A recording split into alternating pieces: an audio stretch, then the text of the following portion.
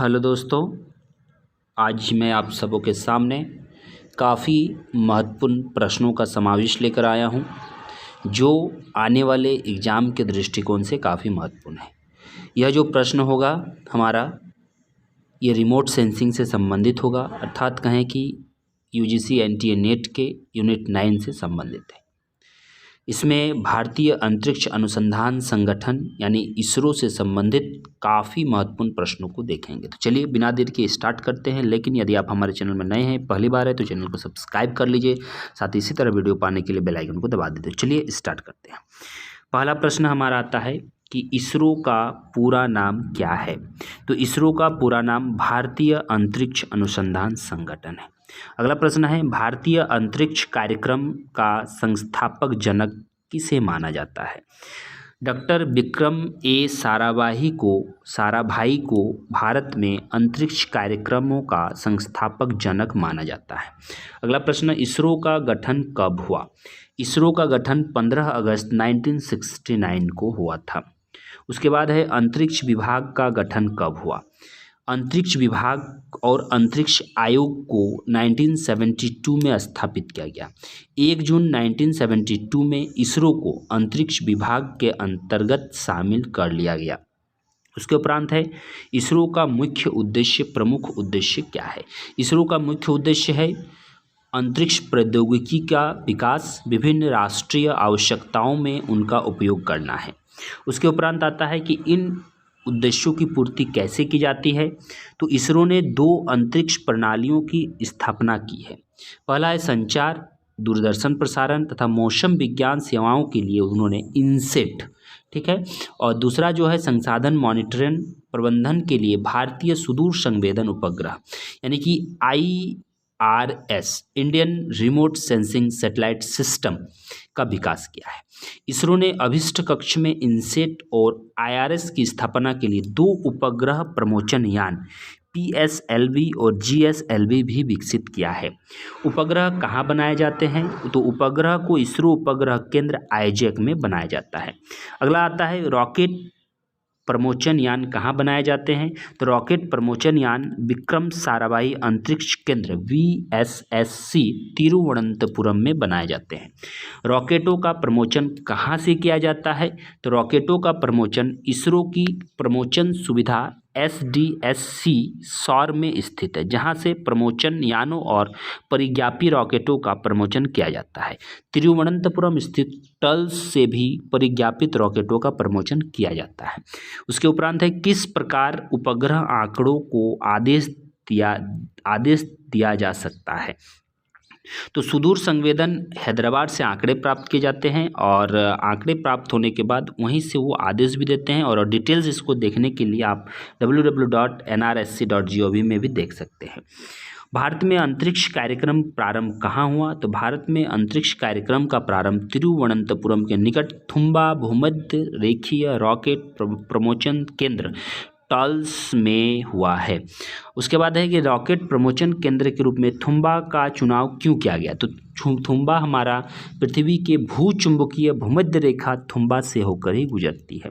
देखिए, चुंबकीय भूमध्य रेखा जो हमारा है, देशांतर जब आप पढ़िएगा तो देशांतर में हमारा एक एक होता है पेलियोमैग्नेटिक होता है, यानी कि कहे कि ध्रुवीय जो होता है प्राकृतिक, एक होता है, एक मानवीय होता है, जो 11 डिग्री का एंगल बनाता है। तो उसी में जो भूचुंबकीय रेखा है, जो भूमध्य रेखा है, वो थुम्बा से होकर गुजरती है।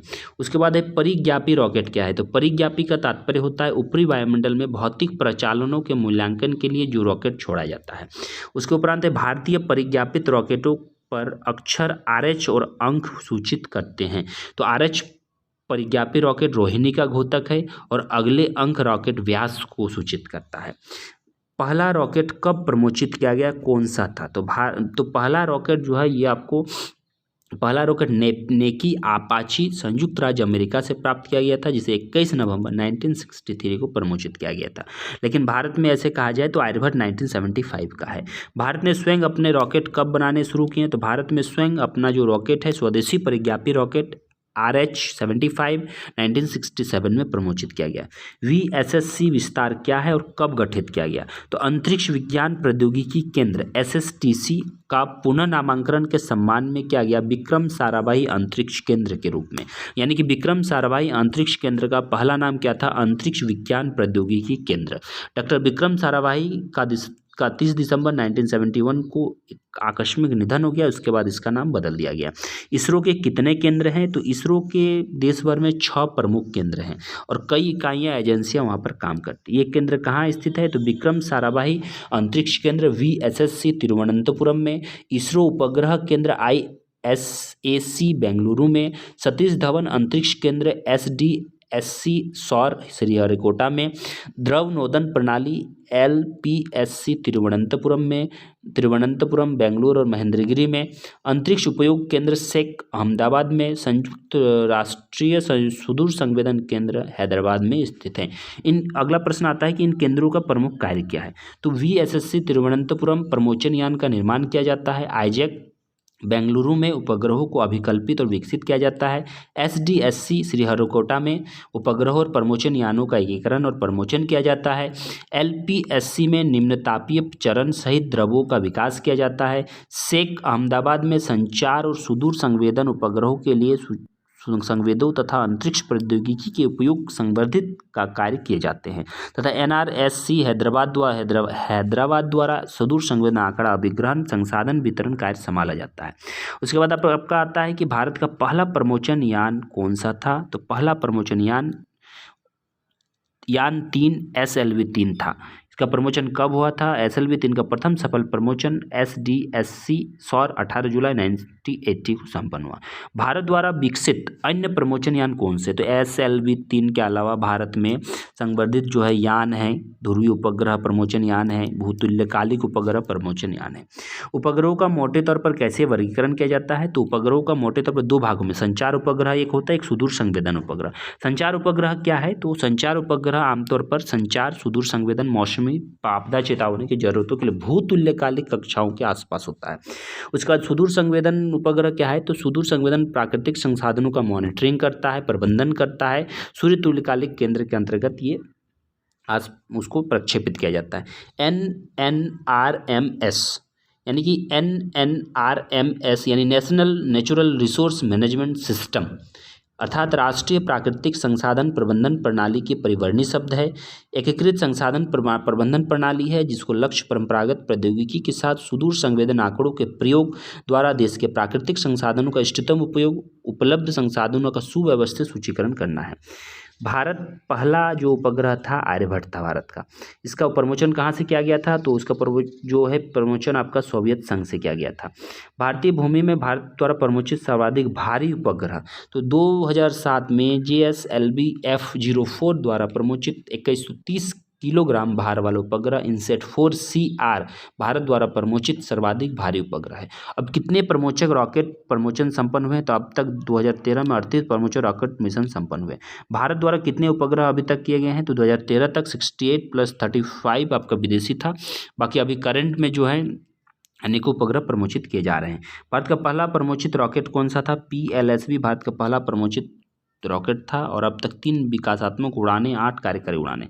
चंद्रयान 1 क्या है? तो चंद्रयान 1 अंतरिक्षयान चंद्रमा का वैज्ञानिक अन्वेषण है। भारतीय भाषा संस्कृत और हिंदी में चंद्रयान का तात्पर्य चंद्र अर्थात चंद्रमा, यान का अर्थात वाहन। तो चंद्रमा अंतरिक्ष यान चंद्रयान 1 प्रथम भारतीय ग्रहीय विज्ञान और अन्वेषण मिशन है। चंद्रयान यान कब और कहाँ से प्रमोचित किया गया? तो चंद्रयान जो हमारा 1 है श्रीहरिकोटा सौर भारत में सतीश धवन अंतरिक्ष केंद्र 22 अक्टूबर 2008 को प्रमोचित किया गया।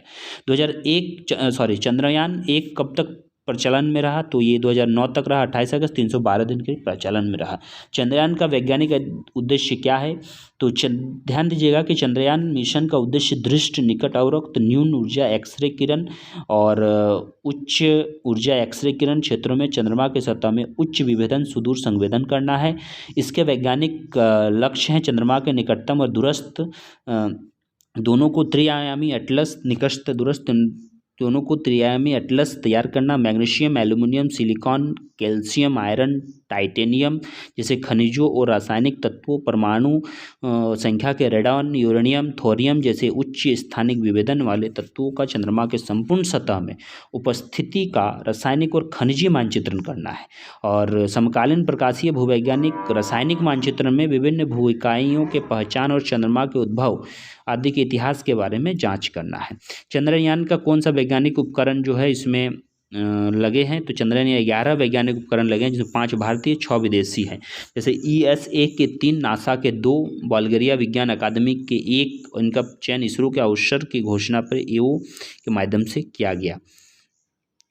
चंद्रमा का तापमान कितना है, तो चंद्रमा का तापमान चरम सीमाओं पर पहुंच जाता है। सूरज की रोशनी में प्रकाशित चंद्रमा का पहलू लगभग 113 डिग्री से झुलसाने में जितना गर्मी होता है, रात में यह -180 डिग्री अत्यधिक ठंडा हो जाता है। चंद्रमा पर जीवन है, तो अभी तक तो चंद्र मिशन उपस्थित कोई संकेत नहीं है, लेकिन ये सभी वहाँ पर लगे हुए विश्व के सभी देश के जीवन है कि नहीं।